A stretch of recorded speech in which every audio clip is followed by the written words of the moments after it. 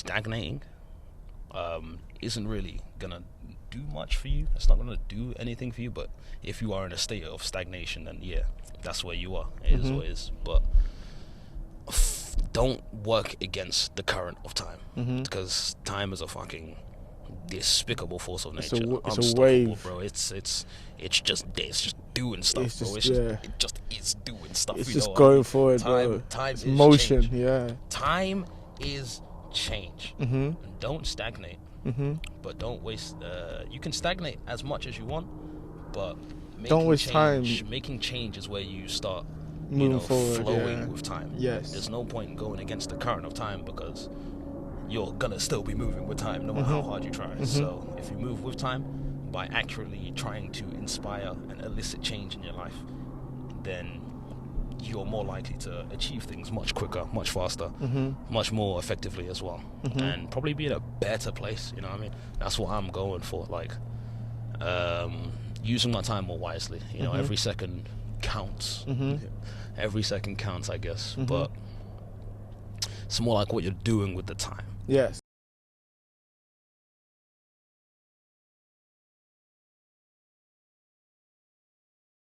Three, two, one. Hello. That was a good one. How's it going? That was a good one. Welcome to another episode of the Jeoffrey Sarpong podcast. Let them know. Come on. Today we're back with my friend Jason. Jason, how are you doing? I've been asked this question so many damn times, man. So many damn times. Do you have a good answer for it? And each time there's like a little shift in the answer. It's Yes. Yeah, I'm doing good, I'm chilling. I'm out here, I'm surviving, thriving, living my life. Yeah. And then, the next day next day. Oh. But you know what the problem is with all kind of, I feel like you can't really answer when people ask you that. It's always like, hey, I'm good. But there's always like something that's left on the table. Yeah. So for this one, I want to get deep into it, like, welcome. So today, I'm just going to give them a quick overview context of why I'm speaking to you today. Okay, do your thing. The last time we spoke was one of my favorite episodes, just because you have an insane mind and ability to just concisely express yourself. I'll take that. Like, bro, the quote, don't repress, express. Don't repress, express. That was one of my biggest lessons for last year. So I wanted to have you on again today. Okay. Just take this part 2. Let's take it up a level. Yes. Let's switch into a different gear. Okay. We'll get know what I mean? Mariana Trench style. Before we go, ground rules. Yes, you know about the mic thing. You know about the mic. Sometimes, I know. I might remind you a couple times, and that'll be my fault. Because I want you to just go in it. But okay, cool. So let's just start. Okay, so you're right. People ask you, how are you? They never really get into it. But I'm asking, how have you transformed? I want to talk about manifestation today. I want to talk about the realm between what is known and what is unknown. How human beings, we have a tendency not to take that word seriously. But I know that we do. So I want to really touch on that today. So when I ask you how are you, I'm talking about how has you shifted, how has your spirit shifted from the last time we spoke, and what new realizations or manifestations have you made in that time? Okay, I like the question. And we'll keep it simple. We'll keep it simple for now.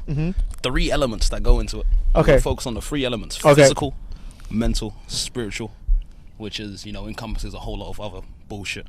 But those main 3 elements are kind of the ones I kind of like to gauge. So the spiritual, physical, mental, spiritual. Physical, mental, spiritual. Yeah, that's how I like kind of gauge my how I'm doing, progressing. And I'll say in all of those facets, elements, it's going well. Insanely well. Alright, break it down for me. Let's start with physical. How have you improved physically? Like, in terms of what sense? I started incorporating a lot of mobility exercises. I'm learning more about, mind-body connection. Really getting into depth with like breath work and all this other things. Like, it's really nuts how effective being flexible is in like increasing your like mood, increasing your capability, willpower, and just motivation, really. Because if you feel good in your body, if you move good in your body, then you're more likely to move more. You know what I mean? So it kind of just compounds on itself. And we are mind, body, soul, right? Literally. Yeah. We operate on 3 basic metrics in this, I guess. 3D dimension. I feel like our society would take the body or the mind way too seriously and not enough on the soul and the body. Do you agree with that statement, or do you think you know what I mean? I agree. There's I guess to think about it, if you think about it, the mental and the spiritual are kind of two sides of the same coin.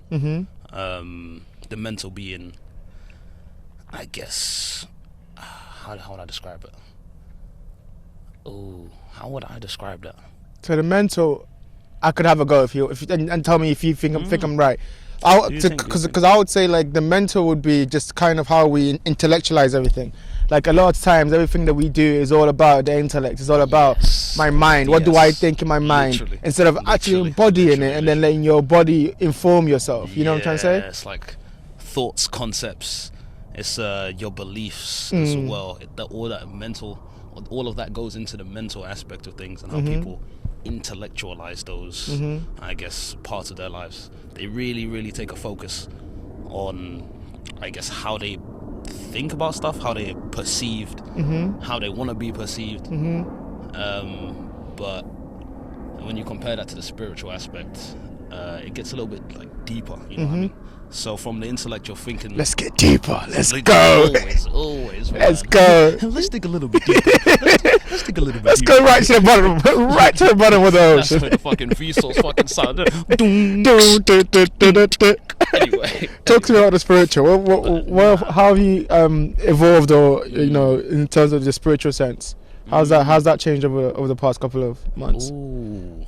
Oh, here we go with another aspect of duality, wisdom and knowledge. So you absorb knowledge, you acknowledge things, you figure things out, discover things, replace your old beliefs, change your morals, change your behaviors and your attitudes. And then once you've learned all of that stuff, you then begin to use that stuff, trying to deepen your understanding of what you've learned, and then apply it to your life, which is the wisdom. That's where the wisdom comes from. What's an example of that? So what's an example of something you've absorbed and tried to implement in your life over the past couple of months? It could be spiritual, it could be physical, it could be mental, but something you've noticed. Breathwork, 100% breathwork. 100% breathwork. Explain what breathwork is to me. Literally just, it's akin to meditation, which is obviously focus on your breath, silence your thoughts. But I take it a little bit deeper by fully incorporating mind, body, soul, like intently focusing on the breath, kind of following it in each area of my cells, literally feeling it in each area of the cells, creating pressure in my body to like kind of push the breath up to the brain. There's a bunch of different like reasons for that. There's something called the sacred secretion, which comes from the pineal gland, I believe, when you decalcify it. Maybe not the pineal gland. Sorry. I wanted to hear this part. I think it's got something to do with like the sacrum, the pineal gland, and the claustrum, which is, I guess, two glands in your brain. The pineal gland and the claustrum, two glands in your brain, which kind of bounce this sacred secretion, which I think emits from the base of the spine, travels up to the brain, and then kind of like pings around the pineal and the claustrum, goes back down, and it's like. That whole aspect is like the basis for a stupid amount of fucking things. The Santa Claus motherfucking going up and down the chimney. Jesus Christ, the 33 butt vertebrae, he died at 33. Jacob's ladder, how you rise from the bottom, climb the ladder to the top to reach God. Fucking. That's a lot of shit. That's a lot of forbidden knowledge, bro. Kundalini awakening. We can get into the chakra system. We'll get into that. Raising from the root, bridging at the heart, raising to the chakra, the serpent rising. Meeting God at the top of the crown, it's nutty. It's mad. It is nutty. Okay. I agree. And I think, you're right. Definitely, we'll get into that. We'll get into all that. But you mentioned something today when we were hanging out, and I told you to hold it for the podcast, but you mentioned how important the moon is. And what role does the moon play, you think, in our lives, but also just in general? What's it about that thing hanging up there? Well, for me personally, it's a deeper connection because I relate to the moon a lot, in the sense that basically you're kind of just out here in the dark, still shining. You know what I mean? It's like when night falls, most people, they're down and out, sleeping after a long day of work. For me personally, that's when the work starts. That's when the work starts. That's the time for the lady of wisdom to come kiss you with her knowledge. Yes. Kiss you with her grace. You know what I mean? Yes. When most people are sleeping, there's a lot more bandwidth, if you will, psychic bandwidth. You know what I mean? Yeah, in the air. Yeah. So you monopolize that to create magic. Pretty much. That's the time to think deep thoughts. That's the time to think deep thoughts. That's where all the connections are being made. When it's just like darkness, pure silence, nothing but nature, you know, the foxes, the cats, it's one of them ones, man. That's crazy. Okay. I mean, to me, like, I just look up there and I see the moon, and like, one of the thoughts that I have, I think about it, it's like, that's been there from the beginning of time. That shit is. Do you know how crazy? It's been the same moon that Alexandra saw, the same moon that Jesus saw, the same moon we've all seen, all looked at. That is something to conceptualize. I mean, obviously, it's something. These one of those like obvious things, but when you kind of like extrapolate it and you really deep it, it's crazy, right? I wanted to ask you too, like moving a little bit away from the moon too. Like, you have this wealth of knowledge. Unless you want to touch on something else. I did want to get into like how the moon actually represents. Go on. Like the symbol, like the my bad. In my opinion, represents wisdom. Wisdom, like straight up wisdom. I guess how if you think of it symbolically, the moon is reflecting the sun's light in the nighttime, which means it's revealing things that are usually hidden. It could be a symbol for hidden things, but it could also be a symbol for the revelation of hidden things. You know what I mean?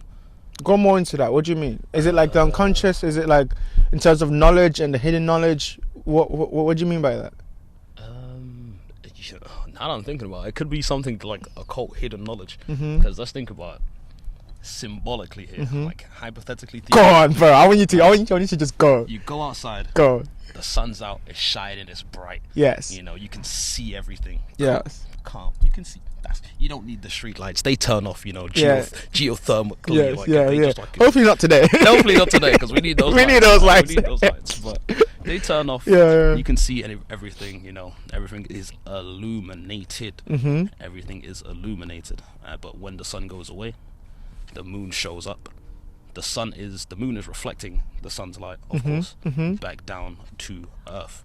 So it's not like an illumination of where you can see everything. It's like an illumination of the things usually unseen. Yes, I know exactly what you mean. It's the hidden aspect of it. So usually, like when the light is out, it illumines everything, but it hides the darkness.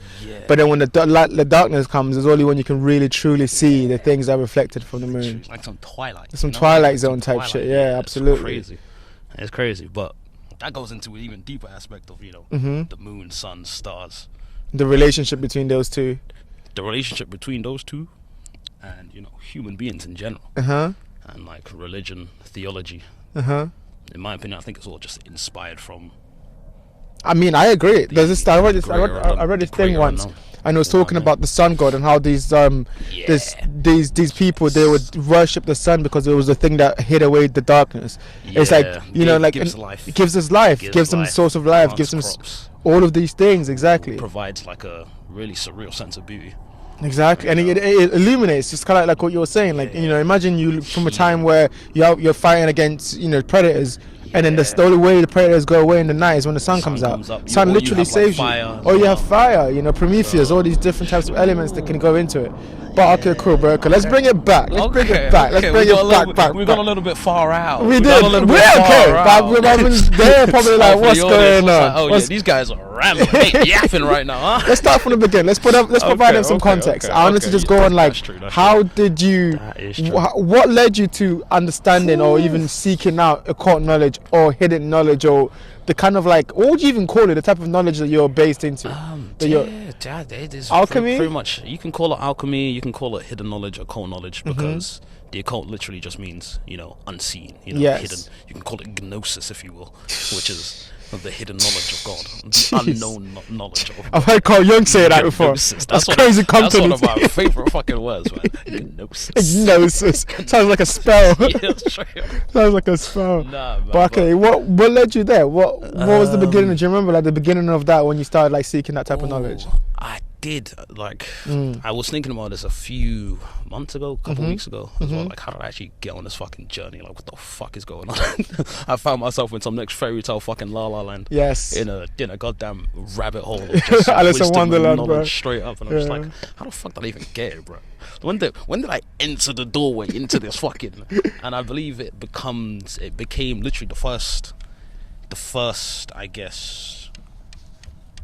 What sparked the fire was desire. And one thing I've learned pretty late, like fucking learned this like 3 weeks ago or some shit. I learned this like 3 weeks ago. Desire is creation. So I think, all right, full disclosure here. Go on. When I was 15, I met this fucking lady, completely just like ignited desire, and was like, oh yeah, oh shit, I'm actually here, and I have choices I can make, and I have things I actually would like, you. and I'm just like, oh shit, oh shit, what the fuck, oh shit, I actually have to like make a choice. There's responsibilities. Yes, I have to face the fears. Yes. You have to overcome. You have to, absolutely. It really puts a picture like, oh, you thought you were going good. Yes. You thought you were going calm, but there's some things that you want, like you weren't paying attention to. It illuminates. There's some place it illuminates. Yeah. That's what we call wisdom, bro. It illuminates. That's it illuminates crazy, all the fucking shadows. Yeah. The shadow aspects of yourself. Yeah. It's funny because she was ginger, man. Like the fire, anyway. The fire illuminates anyway. Yes. Anyway, Yeah. Illuminates like the shadows of yourself, and then it's like you make the choice. You have the choice to make now. Oh, and do I just accept those kind of limitations? Limitations. Like, or do you overcome them? Yeah. Or do you overcome them? Do you face them? Better yourself. Even in the face of fear, even in the face of failure, are you gonna let fear dictate your decisions and your choices, which is probably the worst thing to fucking do, or are you gonna act in spite? Are you gonna stay the course, stay determined, stay persistent, even though you know you're gonna fail, even though you know you're walking into a trap, even though you know there's going to be suffering on the other side? Yes, you're still gonna keep walking and make that sacrifice. You know what I mean? Yeah, absolutely. These are the things that come about with desire. And you decided to go down that path and actually seek that knowledge, and that's what led you to the quote. That's led you to noses. It's a silent G, but I pronounce the G because it just sounds gnosis. Anyway, but what was I saying? So you're talking about the illumination of like that desire. You said desire led to this. So desire is creation. Touch on that. What do you mean by desire is creation? So essentially, if you don't want anything, what is the need to do anything? You know what I mean? So if you don't want to eat, you're not gonna go hunt for your food. Absolutely. If you don't want to take a piss, you're not gonna take a piss. You need the desire to actually want you to move from one state to the other. If you don't have desire, you're not fucking. You're not creating children. You know what's crazy? You know what's crazy? Yeah, and that's life. Literally, that's creation of life. I saw this thing. There's a theory by Newton about the theory of inertia. Like a force won't move unless acted on by an external force. So it's that kind of that thing, right? Where it's like if you don't act on something and not an object from an external force such as desire, then it won't make anything to move. It won't actually try to do anything. Exactly. And that's what you're talking about there. You need the desire to actually act on that creation. How did you solve that for you? What led you to overcoming that desire? Or maybe you didn't overcome it. Yeah, it's one of them ones. What led you to overcoming the desire and like seeking creation, and what was that path like for you? Oh wow. So obviously when you, I guess, awaken to the truth of I guess you are actually a being, I guess, someone who is capable of doing things, and there are things that you can do and want to do. It then becomes a question of how do I actually get those things? How do I get those things? So it's like, shouldn't it be phase 2? It should be as simple as I should just ask and ye shall receive. They said, man. Knock and you shall open. Knock and the door shall be open, bro. I knocked, bro. I asked. The time you go away. Nothing. Okay, that didn't work. Fair enough. That didn't work. That's understandable. You asked, you didn't receive. Yes. Understandable. Maybe I asked incorrectly. Yeah. Maybe there's a lot of different things. Maybe there's different ways I could have asked. And then you start like, figuring that out. What different ways? You start thinking in your own head. Oh, I could do it. I could have done it like this. I could have done it like this. I could have done it like this. And then boom, you realize, I'm definitely not the only person who's asked this question before. I'm not the only person who's asked this question. And then you start searching more in depth with the question that you have, or the subject you want to improve at. It's like, how can I talk this way? You start getting examples from other people, inspired from people that you're like really you admire. There's a lot of role modeling that plays a part in this whole creation and like character development, if you will. You know what I mean? So you have your desire, you figure out this is what I want. You try to get it on your own 2 feet, fail dramatically, as always, realize you ain't shit. Yes, it's like, okay, the humility comes in. So how do you humble yourself? With that. The failure humbles you to the point where it's like, okay, you become a student. You're like, okay, no, we'll subside the confidence for a little bit. Yes, we'll internalize, we'll observe, we'll learn, we'll analyze. We'll take it back to the laboratory. I see. If I change it like this by 2 degrees, then anyway. You hypothesize again. You start hypothesizing. You go back out into the field. You do your tests. Yes. You fuck up again. Yes. And then you go back to the drawing board. Yes. Iterations. You told me this like iterations. I remember it. Tasty Kebab in Kilburn. You were telling me about iterations. That shit has not left my brain because I've realized it's just iterations. It's just a fucking cycle. Exactly cycle. Yeah, but yeah. You decide where the cycle goes. Are you gonna make the small steps exactly into the bigger cycle? Or yes. Are you gonna fucking spiral? Yeah, exactly. I mean? Yeah.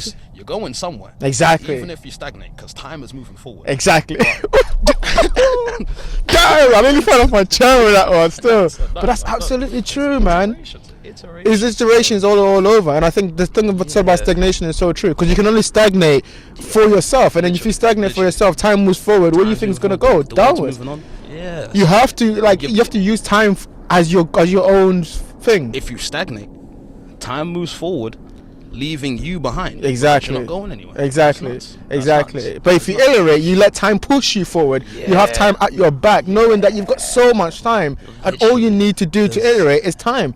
It's just a day, and it's perfectly synced up for you, because the day happens, you go to sleep, you come back again. So it's another iteration. By the time you look up, 6 months. 6 months have passed, but I've been doing this one thing every single trying exactly. Been getting better, getting more efficient, exactly, getting smarter, more wise. I can apply it in more different ways, understand it deeper, and now it's time to start using it properly. Like you understand it, you mastered it. And then you can just take it up a notch and keep going. It's time to execute keep going. That process you speak about reminds me of like what you told me about before about alchemy. I was just gonna say alchemy. He's alchemy. Speak on that. Relate that to transmutation. Alchemy. Go on. The beautiful art of transmutation. That's what desire and creation is all about. So, welcome back. We had to stop for a second. We were getting overloaded. We have to just check everything. Come over, Philip Lord. But we're back in. So what we stopped at was when we made the connection between desire and creation and how that connects to alchemy. So part 2. Let's start from there. We start from here. Indeed. Part 2. It's like the Godfather part 2. It just gets better from here. The Godfather part 2. What? Talk to me about alchemy and how this relates to all of this. What's the alchemic equation? What is philium? What is all these things, the ideas that are rolling around in your heads? Start from the beginning, the questions, and unload it and teach us. Okay. All right. We'll start from I guess the main aspect of alchemy. Not the main reason to do alchemy, but the main, I guess, the meat and potatoes. Composition. Yeah. Transmutation. You know. Okay. What I mean? Cool. Transmutation. The art of transmutation. Yes. And like I described before, we shortly got cut off. Yes. Desire and creation. Yes. Is pretty much the crux of the art of transmutation. Yes. So, you desire something. It is not in this physical presence. It's not in this physical realm. You don't have it. You don't own it. You have a thought. I would like to own a house. I would like to get a warehouse. I'd like to buy a boat. I want to live in a car. I want to travel the world.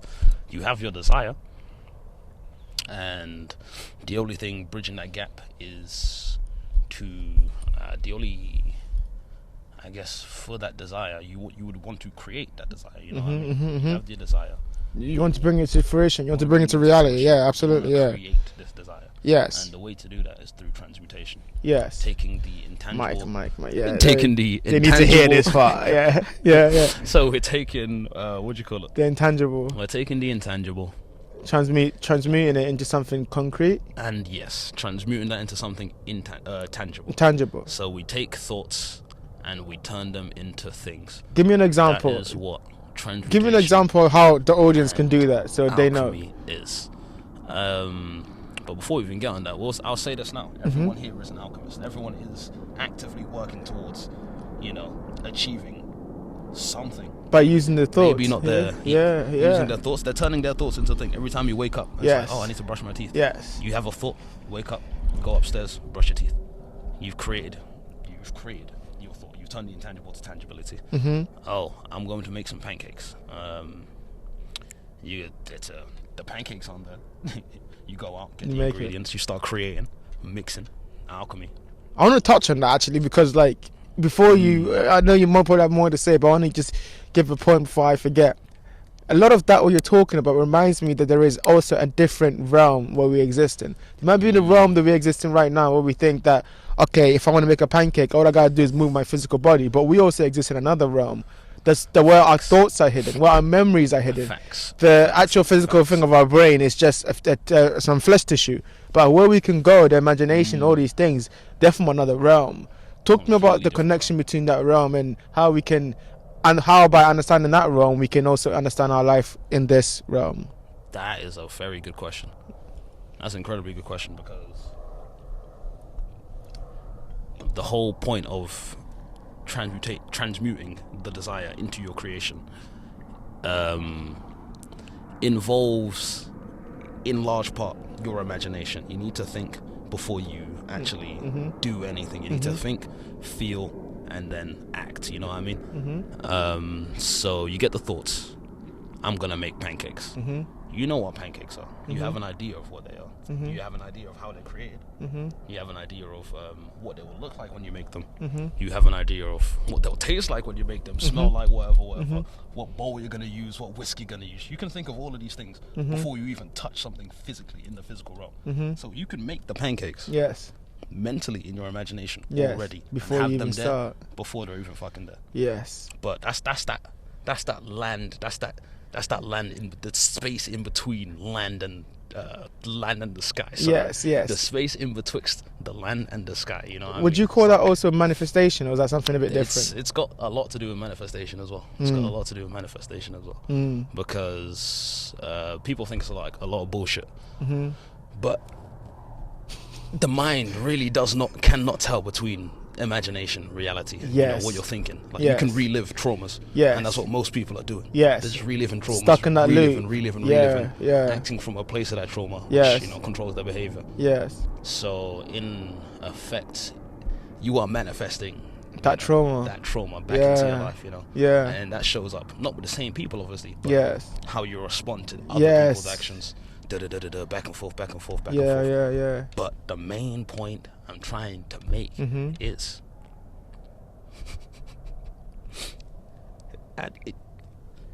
you can. What was the main point? The main point you're trying to make about manifestation and alchemy, and I think you're talking about manifestation. Yeah. So it's like theoretically, if you make those pancakes in your imagination, the question becomes, are those pancakes really there or not? You know what I mean? Yeah. Are they really there or not? I mean, yes, they are there because you see them in your brain. Even though you don't see them in reality, you see them in your imagination. You can't taste them. You can't taste it. You can. If you've tasted pancakes before, you might know what it would taste like. You can interpolate. You can interpolate, kind of like AI. If you've tasted pancakes before, you can interpolate. You can kind of like experiment in your imagination as well. But like, if I added cinnamon, it would taste like this. It would change the taste like this. If I add nutmeg, it would change the taste like that. So it's a better example than something that's not tangible like pancakes, but something more like an emotion, let's say confidence, or let's say like peace, or let's say an emotion that you're trying to go after. If you can, that goes so much deeper. Go deep. Let's go back into that.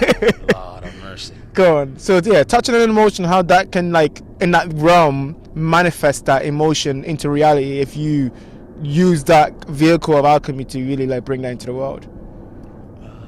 Run that about me one more time. So basically, like how I'm thinking about this, and you're speaking, and my mind is just going. I'm trying to formulate them by questions. That's why it's like all over the place. But like, for example, for me, right, I realized a lot of finding peace, a lot of finding kind of like synchronicity and alignment with the world around me was me understanding all I had to do was think about these emotions beforehand. So if I wanted to feel peace, I needed to convince myself that I am at peace. I don't need to go and look for peace. I don't need to go and look for something else to make me feel better. And just through that process of understand I am enough. I do know what I'm doing. I do have confidence in myself. I am supposed to be here. That's by looking at the signs made me able to take that from that realm and bring it to this realm over time with just, like we said, alliterations and shit like that.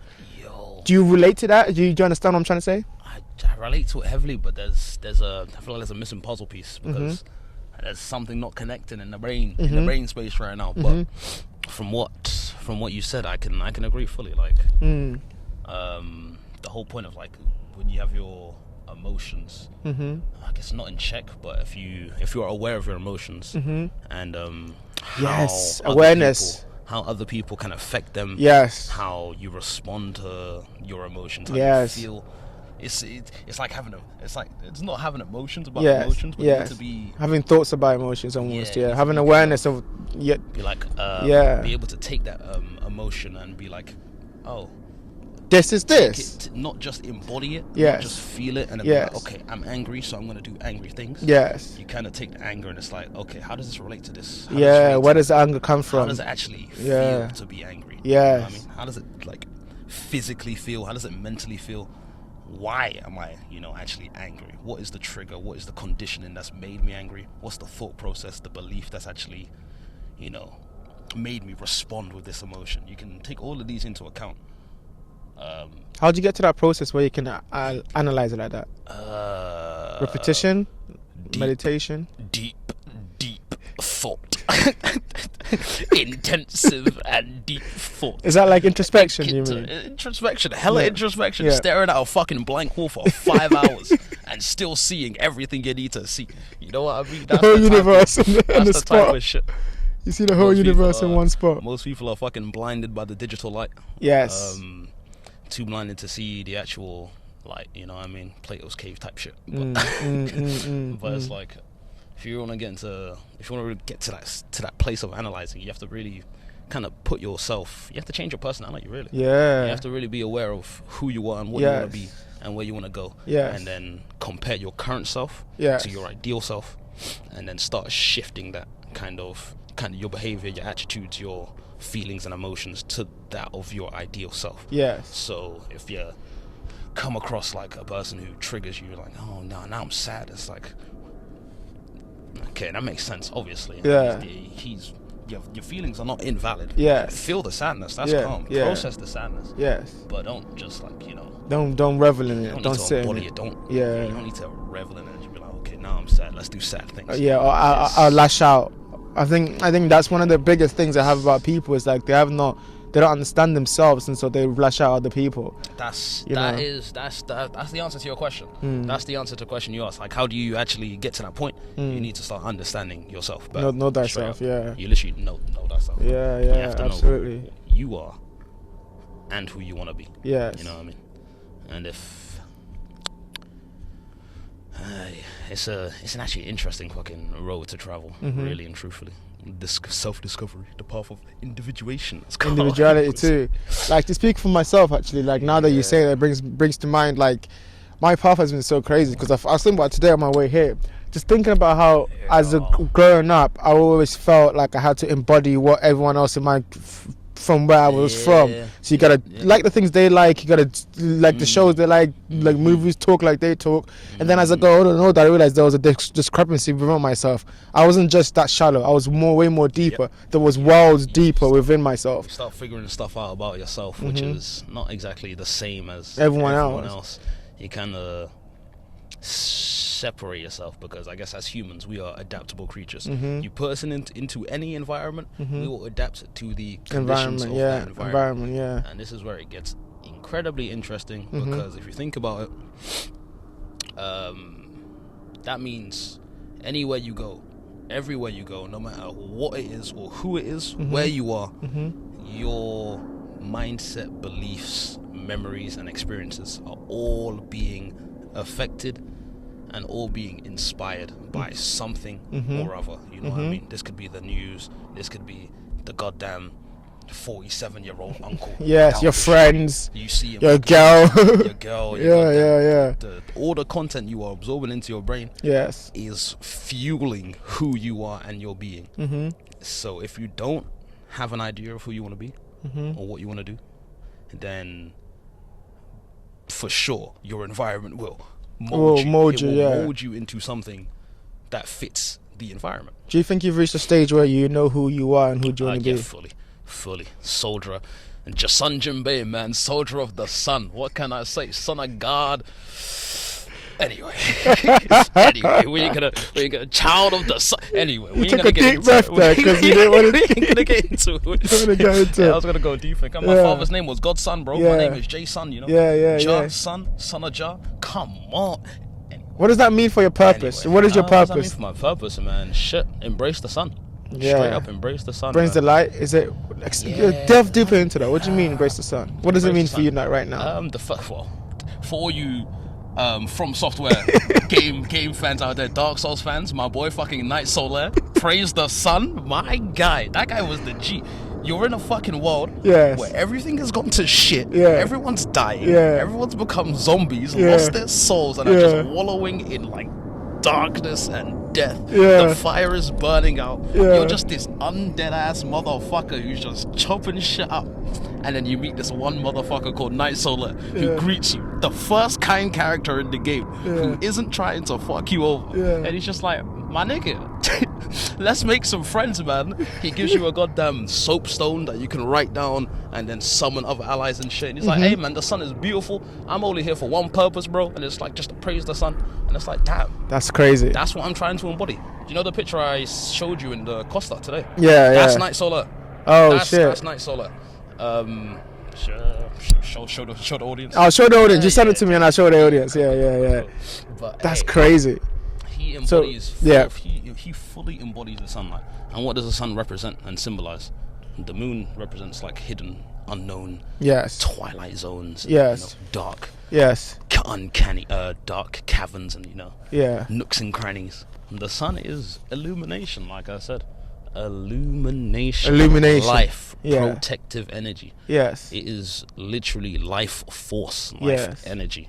That is a different level of fucking, I guess, force. You know, it's a different level of force. It's a different level of being. You know, if you think about it, there's a whole concept of light workers, light bearers. You know, children of the light. Is it to bring new thoughts to people and bring new information to people? New information, but transmuting dark into light. And not to say the dark is bad or negative, which it is, but it's just like I don't know. There's something about the light which just brings life energy, you know what I mean? It's consciousness, almost like. Consciousness, the fire. There's just something about it which is just illuminating.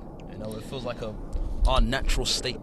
Our natural state is to be in that. In that illuminated light. You know what I mean? I think there's like some biological fucking dependency on the sun. Of course. Yes. But you know, like I think it goes a lot deeper than just the sun shines in the morning. It's like what we talked about before, like the sun god, and like how people would like actually worship it because it goes deeper on so many levels. We understand it, even just the basics. The sun shines, but also you can feel the light, like you like you said so beautifully. You let the photons seep into your melanin. You let the photons seep into your melanin. So I'm gonna play that here. Yeah. So Jeff, future Jeff, you're gonna be watching this. Put that noise note of him, which we recorded today, actually. Basic photosynthesis. Alrighty.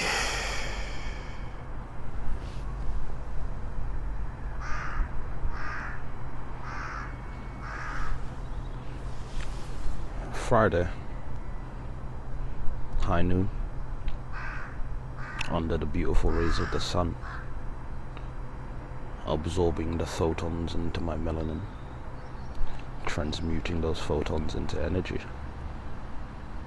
Basic photosynthesis.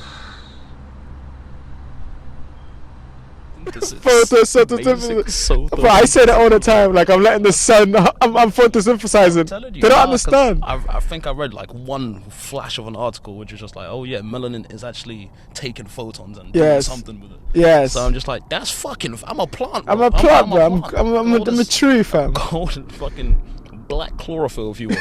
Black chlorophyll. That's what I'm gonna call it from now. Alright, cool. Anyway. I wanna. We're getting way too deep. We're gonna bring it back. Bring it back. Talk to me about the signs and synchronicities. How do people take what we've talked about here and then like see it in the world? Like, Lord, how do they notice the signs, and how do they notice when the world is synchronized? And like, before you answer the question, I want to touch a little bit, right? My relationship with synchronicity comes when, well, deeper. I understood it in just in the broad terms, but also deeper when Jung talked about it. So Jung has this book called Synchronicities, and he makes the case that synchronicities are almost, you're reading the pattern of the universe. You're reading the algorithm of the universe. Yes, precisely. You're being able to see the things that like we don't usually notice, and then they're not coincidences. Only someone who doesn't understand the third world that we're talking about think is a coincidence. So how do you like? What's your relation to signs and synchronicities in your world? Straight up, bring it back to the Kybalion, man. The seven fucking principles. The law of cause and effect. The law of cause and effect. For an effect to be had, for something to be experienced, there is an underlying cause behind it. Yes. This cause and effect chain goes back fuck knows how long. Yes. I'm talking fuck knows how long. The first cause, first effect. If we could see every single cause and follow it from the dawn of time, you'll be able to obviously predict, see, and understand why things occur the way they do. So yeah, that guy got hit by a bus, but there's like an infinite amount of reasons and causes. The bus driver was 2 minutes late waking up today. This guy had to tie his shoelace because of this. He added 5 more seconds onto his time, which made him perfectly line up with the goddamn bus. You know what I mean? There's enough cause and effect, and it goes deeper into it. So that's why I don't believe in coincidences anymore, because straight up cause and effect. Everything started somewhere. Yes. The butterfly effect type deal. Yes. Like a butterfly flaps its wing 2,000 kilometers away. Tornado 4,000 kilometers away is built up just from the one flap of the wind. So that says a lot about, even like the butterfly, for touching that says a lot about how our actions really like influence. Greatly influence. And every single one of us has influence over the whole world, I guess. Yeah, essentially. Like you're like people most time people think life is like a small drop in a big ocean. Yes. And yes it is, but guess where the ripples are going, man? One way. the ripples are still going out. Still affecting the entire ocean. And if you could follow that ripple like through each like proper like a fucking you can scan it, and it's like, oh, this ripple has now become the surface. You follow the ripple, it's now become one with the ocean. You follow the ripple, now it's become a wave. It's follow ripple. R.I.P. Japan. It's become yeah. You know what I mean? Speaking for me, it's that one drop in the ocean, and then seeing the ripple. The ripple moves, becomes the wave, becomes the tsunami. So it's like, on the topic of ripples and cause and effect, I just think about my life, right? To get personal for a bit.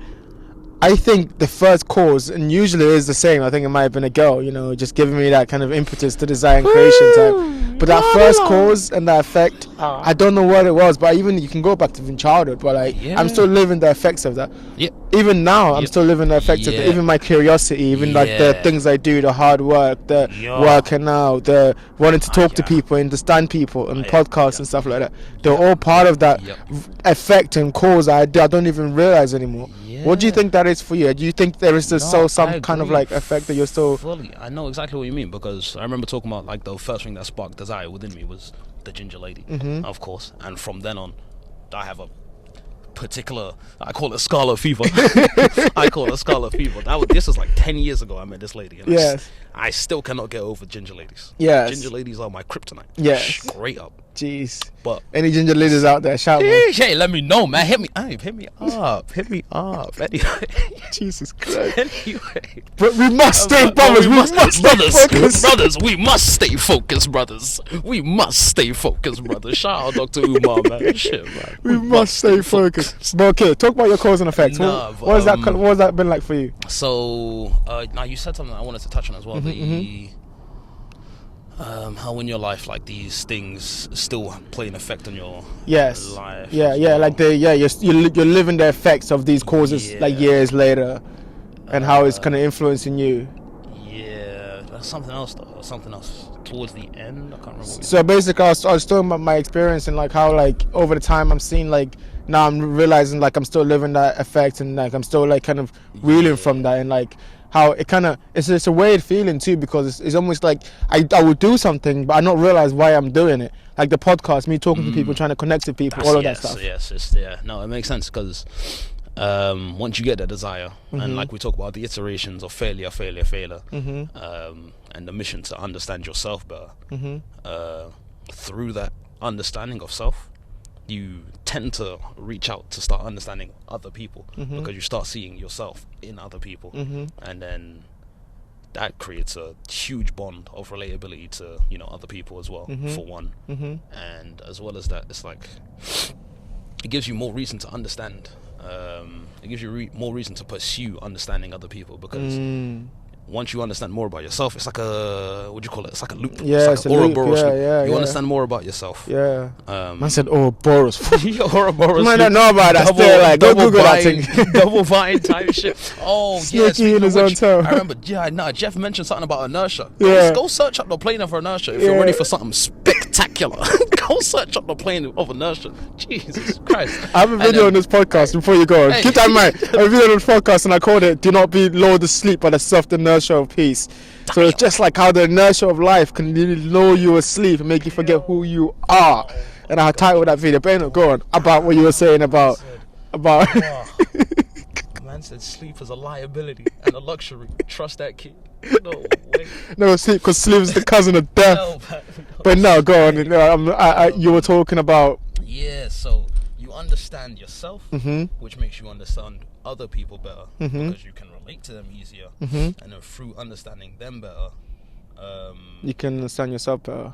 Yeah, it kind of goes back into itself, like because you understand these guys, you're observing. Oh, this is how they do their things. Why do they do their things? Yeah. Like, oh, so maybe it's got something to do with why I'm doing this stuff. Yes. So like you understand yourself. Yes. Understand others. Yes. And through the understanding of others, you can understand more. Find out more about yourself as well. Yes. Find out more about yourself. Does it ever end? Do you think? No, it doesn't fucking end. I just realized you think it's gonna end. It's like, oh, I finally reached the goddamn milestone I was looking for, and then it's like, there's another milestone. Shit.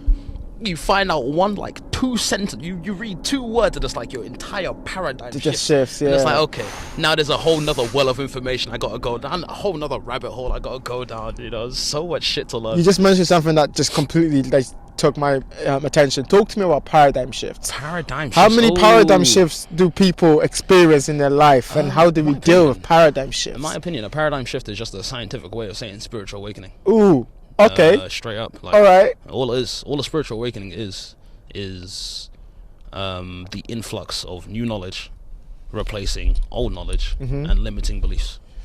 So you awaken to your spirit because it's like, oh, I don't have to confine myself to this restraint. So your spirit awakens a little bit. Yes. And then you're aware of these limiting beliefs, and it's like you make the choice. But was that spirit always there though? That spirit was just dormant. Always there. I wouldn't say dormant. Yeah. I want to say dormant because it exists. If it was, I won't say dormant. No, but you do have to be a kind of aware of it. You can't just you can't just be like, oh. You don't have to be aware because it's still going to have an effect on your spirit. Yes. Awareness of your spirit allows you to dictate where you want to go, you know what I mean? In the path that you want to walk down. Yeah, because if you are aware of your spirit, you can align your goals, your physicality, your creativity, mentality towards that spirit as well. But speaking of which, then, speaking of where you're going to go and understanding your spirit, where do you think you're going? Where do you think the path is heading down for you? And why do you think about that? Because obviously I like to answer questions too. I'm going to answer that question for myself. damn, I do think it's an interesting journey that we're both going on. But I think it's such a crazy. I think we're all at an intersection. I think like you just got to think about it. We don't know anyone like us that are ahead of us. Like you don't know anyone like an uncle or an auntie that's like ahead of you in terms of like the knowledge seeking that you're on. No. So we're going to become the first of our bloodline. The new generation of new bloodline. New philosophy. New philosophy. We'll be a new culture, bro. This is we'll create a new culture within our communities, within our families. The modern Socrates. the modern. Then you can call me a niggas. I was out here spitting philosophy with Adonis, with Achilles. My niggas, man. Bro, you might be the reincarnation of one of these people. You just might be. I can't lie, man. Sometimes I think I'm the reincarnation of like everyone that just really inspires me. Like 100%. Like just to touch on that a little Go on. Like there's the whole concept of reincarnation and past lives. There's also that whole concept of we are the one and the all in the one, you know what I mean? But the way I like to think about it is we are individuated at some point, of course. Yeah. We can only perceive from our individual perspective. Yes. But the people and like the historical figures that you're influenced by that touch your soul, speak to you like on a great depth, like things you can actually easily take on board. There's like it's a fun thought to think, oh yeah, maybe I was that guy back in the day. You know, for me personally, I was watching a video on Merlin, I was like, I kind of am on that Merlin vibe, you know what I mean? I'm raising up kings and shit. 100%. Building empires. 100%. That type of deal. Because like, you got to think about it, how many like I always think about this idea that the soul, like how many souls must there have been back in the day? Like when there was less human beings, there must have been the same amount of souls, unless souls are getting created anew. True. And if you're going to be created anew, what source does it flow from? What does it create from old souls, right? Energy is not being destroyed, it's not dissipating, it has to be creating from itself. It's not being holy shit, did we just break our mind? It's not being created, and it can only be transmuted from the energy that was there already. So the souls are being created from the souls that were there already. It's a vessel to inhabit eventually, so yeah, exactly. And then our bodies are just ephemeral or whatever, they're gonna die. Material, but the ideas they take on a new form. I feel like it's like that third thing we're talking about. New society, new culture, and in those society, in those cultures, the people that are gonna inhabit those ideas are going to be the same type of people, the same type of soul as those people that did in another culture. You know, because it always finds them. There's the reason why history repeats itself. Exactly. Wow. Because the people that it repeats itself with, it's the same. It's the same energy, people. Just different circumstances. Different people, bro. Different applications in those circumstances. Because of the circumstances. 100%. Like right now, there's someone out there. There's a bunch of guys out there. At parties, drinking, having fun, doing all of the, and we're here in the park in the cold talking about philosophy. Like, you know what I mean? Discussing invisibility, bro. We are discussing invisible. There is nothing to grab here. What am I grabbing? Intangible shit. Intangible. It's like a gal of no back. We're discussing intangible shit. Alright, cool. Right, cut that out. Hey, man, show love to the flatbacks out there, man. Come on, bro. Shout out to you. We love you. Deeply, we love you. Alright, cool. Yeah, so to bring this to a close, I've had such an amazing conversation. But to bring conversation, we knew it was gonna happen. But there's one thing I wanted to touch on before we end that: the signs and the synchronicities. Yes, I wanted to get deeper into that. Yes, go on. I was gonna say something. Like I've said so many times, the lips of wisdom are closed, except only to the ears of understanding. What does that mean? What does that mean? You're not gonna hear the wisdom you need to hear unless you open your ears. Consciously open your ears and your skull to the wisdom and the understanding that is actually coming from the wisdom. If you don't want to understand it, if you're not going to believe in the wisdom that's being, sent your way, imparted, then you're not going to understand it. Yes. You know what I mean? It's a simple, don't cast your pearls to swine. Whew. Don't cast your pearls to swine because they just don't fucking understand that. They won't understand it. They got a pearl there and it's like, oh, rock. It's a nice rock. Great. That's just rock back. Just like, fair enough. It's understandable. But if you want to actually, see the signs and the synchronicities, yes, you got open your damn eyes. Yes. Let them hear that part. Let them hear that. Open your damn eyes. Yes. Is there anything we can do to help other people open their eyes? And maybe not open your damn eyes, but maybe close your eyes and open your eye. Ooh, feel. Close your eyes. Yes, open that third eye. Actually, look past. Look past the dunya. Look past the dunya. Yeah, shit. That is too fucking fun. Crazy. You gotta look past that illusion, bro. Illusion, bro. You gotta look past the illusion and actually see not what you want to see, but kind of see. Try and like, if you look for a pattern, you're gonna find a pattern. We are pattern recognition creatures. Our brains are just made to realize patterns. Yes. So 100%. If you don't believe there's an orchestrated pattern to all of this, then you're not going to see an orchestrated pattern to all yes, of this, are you? Yes. I truly believe like the people who try not to see is because they don't want to deal with the chaos of that realization. It's understandable, man. The chaos is fucking It's crazy nuts, because you see patterns everywhere. It makes you or breaks you, because once you embark on this journey, yes, there's no going back. Step into the rabbit hole. You take one step in, you look back, and it's like, oh, I kind of don't want to go back there. I kind of want to go deeper, but it's like it's Plato's cave, man. You start seeing it everywhere. It's Plato's cave. You start seeing it everywhere. You start seeing the shadows everywhere, like, man.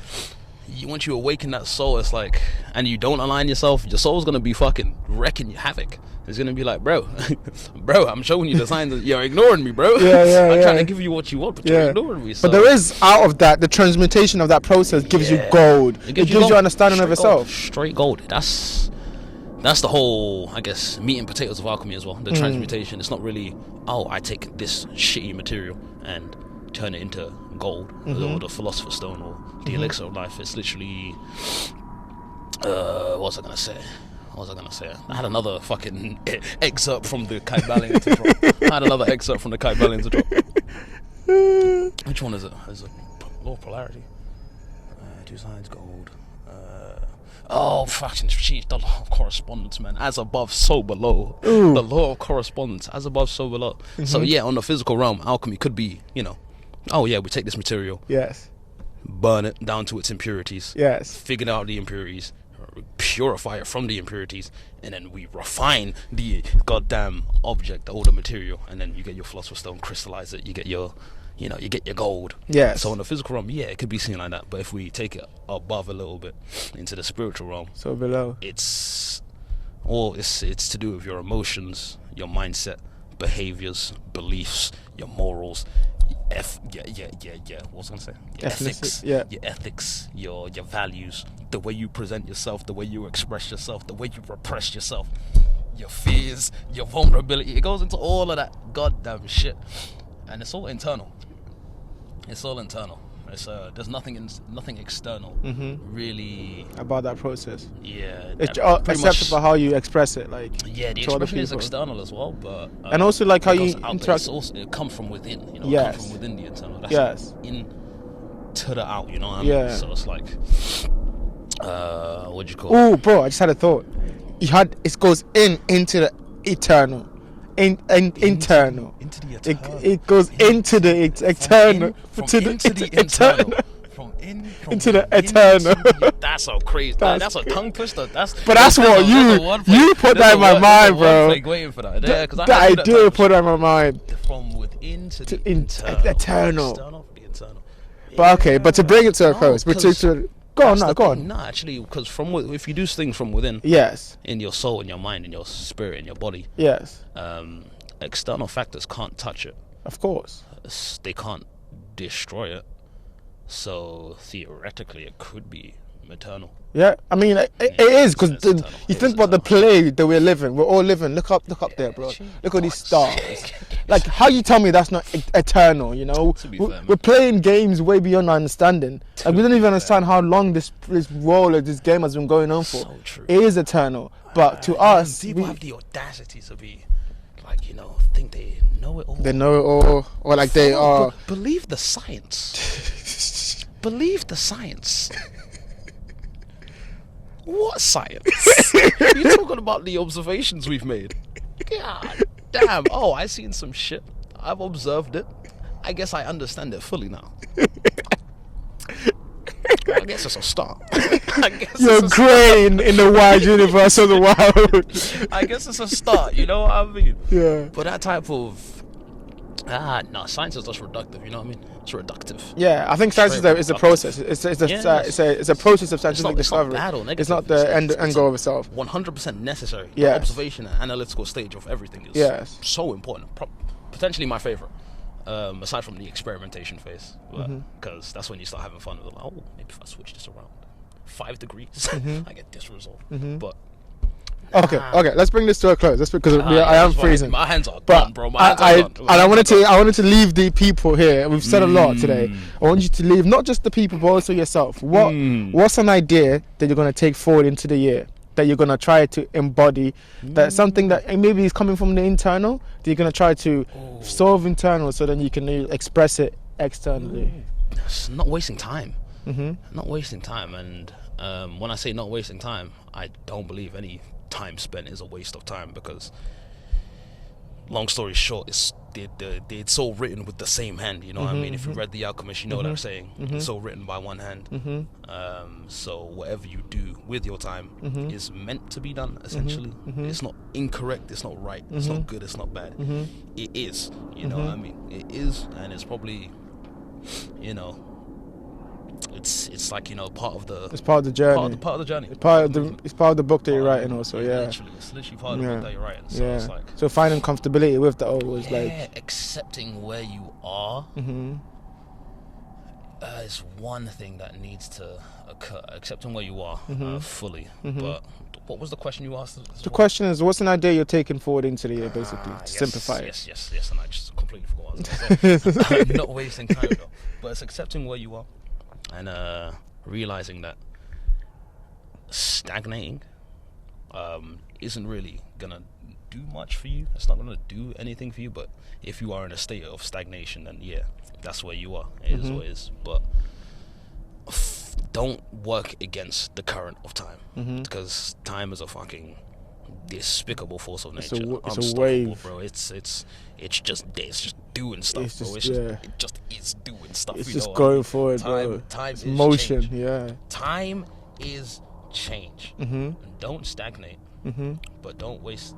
You can stagnate as much as you want, but don't waste time. Making change is where you start moving forward, flowing with time. Yes. There's no point in going against the current of time, because you're gonna still be moving with time no matter how hard you try. So if you move with time by accurately trying to inspire and elicit change in your life, then you're more likely to achieve things much quicker, much faster, much more effectively as well, and probably be in a better place, you know what I mean? That's what I'm going for, like using my time more wisely, you know. Every second counts. Every second counts, I guess. But it's more like what you're doing with the time. Yes. It's like you could spend an hour trying to figure out how to, you know, fill out a page, you know, write your first word for your essay or some shit. Or you can spend an hour, you know, fucking smoking a bunch of weed, and then, you know, drifting off into a fucking meditative fucking bliss. You know, the time is spent, but it's about what you receive from the time. What's your intention? What's your intention? What's your intention with that time? Act intentionally. Act intentions. Act with intention. That was all you, bro. Act intentionally. Yes, bro. yes. Yeah, smoke the dope, cool. But I mean, that's not all there is to life. But yeah, not even that's not all there is to life, but more like have an intention. Are you know the intention, the reason you're doing what you're doing? You know what I mean? Are you just trying to escape from reality? Are you putting something off, like responsibilities? Are you procrastinating? Just, you don't have to do anything about it as well. Just acknowledge this is what I'm doing and be okay with it. Straight up be okay with it and be like, that's how you start making the changes. Because like, oh, I'm fine with this, but maybe I don't want to do it anymore. And then you start moving forward, you start making the change, and then you start working together with time rather than against it. It's like, oh, I don't have time for this, I don't have time for this, I don't have time for this. But the more changes you make, the more you realize time has you. Yes. You know, yes. It just takes you along on the journey. Absolutely, bro. And like, time has you, bro. 100%, man. I agree completely, and I think that's been the biggest change in my life. Definitely noticing that you can make time once you take a relationship of time where you can chart out with what I do, and I've talked about this before. I chart out my day so I understand, oh, actually I was wasting so much time. But if I can just like have a handle on the time that I have now I'm able to like tell myself, okay, I want to do this, I want to do that, and actually the time becomes expansive, and now you can fill in that with the life that you want to live, and slowly you can build that life for yourself. That you know, is literally you know, Okay. So time is insane. But okay. Time is insane. Time is insane, but time is very cold. Time is insane, but time is cold. Time is cold. It's cold. I usually finish off with asking the guests if they want to have a question from one of our conversation today. So if you have a question in between when I just give out closing statements, you can ask. But if not, it's been a great episode. We can end it here. No questions. Okay. That hurt, bro. It's too cold. That's too cold. Hurt, okay. But yeah, thank you so much. I think as always, it's just. Thank you for having me as well, man. Of course, bro. And I'll have you on again and again and again. Every single time. I feel like even this whole conversation is just a whole spiritual awakening. Exactly. And then like a paradigm shift. Paradigm shift. A reinforcement. Of what you. Yeah, exactly. The skull. And for me too. Refinement. Ooh. That's what it is. A refinement. And bring that back to what? Refinement of what? Refinement of. I'm lost on that one. Do not. It's alchemy, bro. Refinement of how? It's refinement to alchemy, bro. It was right there. It was right there. It's too obvious, and I missed it. It's alright, bro. Alright, we'll end it here. Thank you so much for coming. Thank you so much for watching. You take care. Have a good day. Good night.